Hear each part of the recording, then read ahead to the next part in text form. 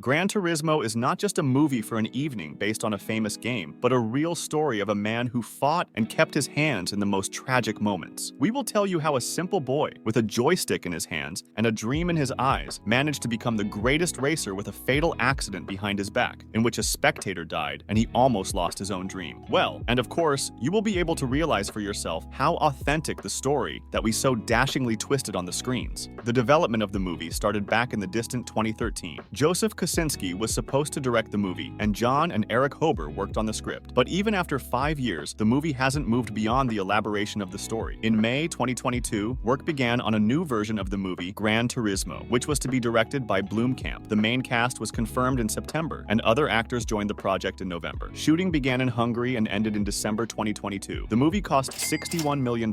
In the first week was able to collect more than $80 million, receiving very contradictory reviews from critics, but quite a positive reaction from ordinary viewers. Understudy Archie Madekwe, who played the main role, was a real Jan Mardenborough, who took time out in professional racing specifically to back up the actor behind the wheel, who got his license just a couple of weeks before the filming of the movie. Subsequently, Jan Mardenborough spoke very warmly of the filming days, despite the nuances, which we'll talk about next. Gran Turismo video games don't have much of a plot that could be adapted into a feature-length blockbuster. That's why Sony's new movie is really taken from life. The story of Jan Mardenborough is based on the racer's real-life journey, starting with how he played Gran Turismo games ad nauseum to showing his skills on a real racetrack. But it's worth realizing that, as with many biographical films, some of the details are very accurate, while others are fictionalized or exaggerated to create a more compelling narrative. Mardenborough looked at the cars with burning eyes. Like many other boys, he dreamed of becoming a professional race car driver ever since he was 5 years old, when his father had explained that it paid and was a profession. However, as happens in normal life, his family didn't have the money needed to start a career in motorsports, and he didn't know anyone who could sponsor him and who would take a 5-year-old boy seriously. He started playing racing video games at the age of 8 when a friend of his got Gran Turismo on PlayStation. He just wouldn't get out of his house guest to play the game. Eventually, he was given the console and the game itself to play at home. So Mardenborough and Gran Turismo became inseparable, and he continued to play all the next games in the series on PlayStation 2 and PlayStation 3 on a regular joystick. It wasn't until a few years later that he was given a gaming steering wheel and full-fledged pedals. Then, the young racer's world turned upside down. Jan's father is a former soccer player who was later forced to quit the sport and go to work for the railroad. The man ironically treats his son's hobby, who does not give up trying to connect his fate with cars, albeit virtual ones. In 2010, Mardenborough entered the university to study motorsports engineering, but dropped out after 3 weeks because, in his opinion, this class was too mathematical and boring. The guy was interested in the process of racing and the feelings he experiences when he is on the track, albeit virtual. You can imagine the reaction of John's family, who in principle did not feel enthusiastic about his passion for games. Everything changes when Nissan marketing manager Danny Moore presents his boss with an unusual idea. According to his plan, the company will organize a competition among the best Gran Turismo racers, and the winner will be allowed to compete with professional athletes, thus getting a good advertising campaign among fans of the game. It's worth realizing that the project was really experimental. Even representatives of Nissan did not expect such success, not to mention the actual results. After all, at that time, games were not taken seriously by almost no one. Cybersport caused only a smile, no budgets, and no stadiums. Jan was on a year-long hiatus from gaming, but even being discouraged by his training, he decides to take part in the in-game qualification, in which more than 90,000 people fought on virtual tracks. He immediately managed to get into the top 20 of his region, thus getting out of the groups and proceeding to the next stages. He underwent training and a number of physical and racing tests. In the end, he managed to make it to the decisive final race. All but 3 people from around the world, including John, were eliminated. The final was a 20-minute race on the Silverstone National Circuit in real Nissan 370Z sports cars. Mardenborough won by 8 seconds, becoming the GT Academy winner and earning a full professional Nissan contract. To understand the level of talent, realize the point that prior to the GT Academy, Mardenborough had never driven a race car, much less been on a racetrack. The hardest part, according to Jan, is retraining yourself to see. After all, playing on a tiny 17-inch monitor and sitting a full-fledged car with mirrors are completely different things. The instructor at the track, with whom Jan mastered the real car, sat in constant tension. Initially, the guy did not turn his head at all and looked at one point on the hood. It took a few months to retrain himself. The formation of Jan goes within the framework of the movie, but there is one important nuance that changes the entire realism of the described events. But more on that later. First, let's deal with the most dramatic moment in the history of the movie and the life of the young racer. There was a tragedy on the famous Nürburgring North Loop. Jan Mardenborough's Nissan GTR Nismo GT3 flew into the air on a corner and flew off the track, smashing through a fence. The incident left one spectator dead and 4 4 others injured. The official VLN statement on the matter reads, "The first round of the VLN Endurance Championship at the Nürburgring was marred by an accident in which several spectators were injured. One of them died at the medical center. Although measures to save him were taken immediately, Martinborough itself has been criticized, with veterans in particular complaining that an experienced pilot who was not into games would have made a dash at this point to lower the nose of the car and not take off. Ultimately, however, the Nissan GTR's design, and more specifically the car's aerodynamics, were to blame. The accident triggered